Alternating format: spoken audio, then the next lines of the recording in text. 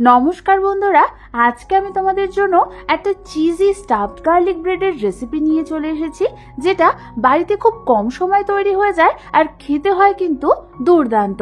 তাহলে চলো আর দেরি না করে এটা বানাতে আমাদের ঠিক কি লাগছে সেটা দেখে নিই। আর আমি সুস্মিতা তোমাদেরকে আমার চ্যানেল ইয়ামিরস বাংলাতে স্বাগত জানাই। এই রান্নাটার জন্য প্রথমেই আমি এখানে গ্যাস জ্বালিয়ে একটা ছোট ফ্রাইং প্যান বসিয়ে নিলাম। এবার আমি এর মধ্যে রসুন ভাজবার জন্য কিছুটা পরিমাণ সাদা তেল দিয়ে দেব। তেলটা গরম হলে আমি ওর মধ্যে দিয়ে দেব প্রায় 15 থেকে 20 কোয়া মতো রসুন। এবার আমাদের এই রসুনগুলোকে তেলের মধ্যে মিডিয়াম টু লো ফ্লেমে ভেজে নিতে হবে, যতক্ষণ না এই রসুনগুলো গোল্ডেন ব্রাউন কালার হচ্ছে। বেশ কিছুক্ষণ ধরে ভাজবার পর তোমরা দেখো আমাদের রসুনগুলো গোল্ডেন ব্রাউন কালার হয়ে গেছে আর একটু নরমও হয়ে গেছে। এইবার আমি তেল থেকে সমস্ত রসুনগুলো একটা বাটির মধ্যে তুলে নেব। তারপর এই ভাজা রসুনগুলোকে আমি একটা প্লেটের মধ্যে ট্রান্সফার করে দেব। এবার আমাদের একটা কাঁটা চামচের সাহায্যে এই সমস্ত রসুনগুলোকে ম্যাশ করে নিতে হবে।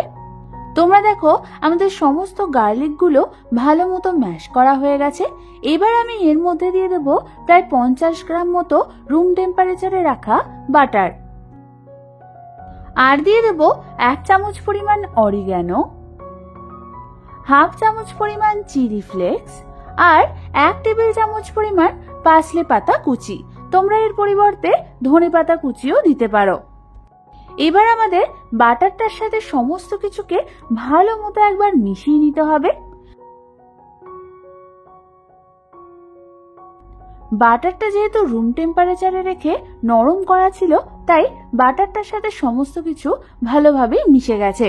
এবার এটাকে সরিয়ে রেখে আমি অন্যদিকে নিয়ে নিয়েছি 2খানা স্লাইস পাউরুটি।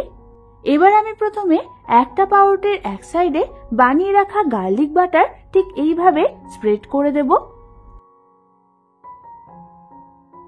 ভালো মতো পুরো পাউরুটিতে বাটার স্প্রেড করা হয়ে গেলে আমি এর উপর দিয়ে দেব প্রায় 3 টেবিল চামচ পরিমাণ মজারেলা চিজ। এই মজারেলা চিজগুলোকেও আমাদের চারদিকে ভালো মতো ছড়িয়ে ছড়িয়ে দিতে হবে। চিজগুলো দেওয়া হয়ে গেলে আমি ওর উপর প্রায় 1/2 চামচ পরিমাণ অরিগ্যানো এইভাবে ছিটিয়ে দেব। এবার আমাদের এই চিজের উপর দিয়ে দিতে হবে কয়েকটা সেদ্ধ করে রাখা সুইট কর্ন। এই সুইট কর্নগুলো দিলে কিন্তু গার্লিক ব্রেড খেতে ভালো লাগে। এবার আমি আরো একটা পাউরুটি এর উপর চাপিয়ে দিয়ে একটা স্যান্ডউইচের মতো বানিয়ে নেব। তারপর আমি এই পাউরুটির ওপরের পোর্শনেও বানিয়ে রাখা কিছুটা পরিমাণ গার্লিক বাটার দিয়ে দেব। এবার এটাকে টোস্ট করবার জন্য আমি অন্যদিকে গ্যাস জ্বালিয়ে একটা তাওয়া বসিয়ে দিলাম। এবার পাউরুটির যেদিকে মাখন মাখিয়েছিলাম সেটা নিচের দিকে দিয়ে এটাকে আমি তাওয়ার মধ্যে বসিয়ে দেব। তারপর এর উপরের দিকটাতেও আমাদের কিছুটা পরিমাণ বাটার মাখিয়ে নিতে হবে। এবার আমি এর একদিকটা ভালো মতো টোস্ট হওয়ার জন্য মিডিয়াম ফ্লেমে এটাকে ঢাকনা চাপা দিয়ে রেখে দেব প্রায় 3 থেকে 4 মিনিটের জন্য।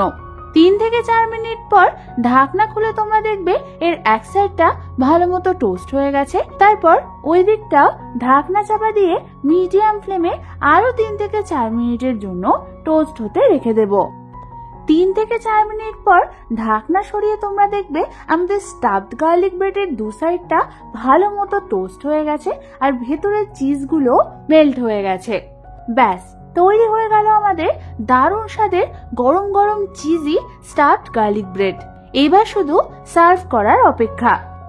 আমি তোমাদের এখানে গার্লিক ব্রেডটা কেটেও দেখিয়ে দিচ্ছি।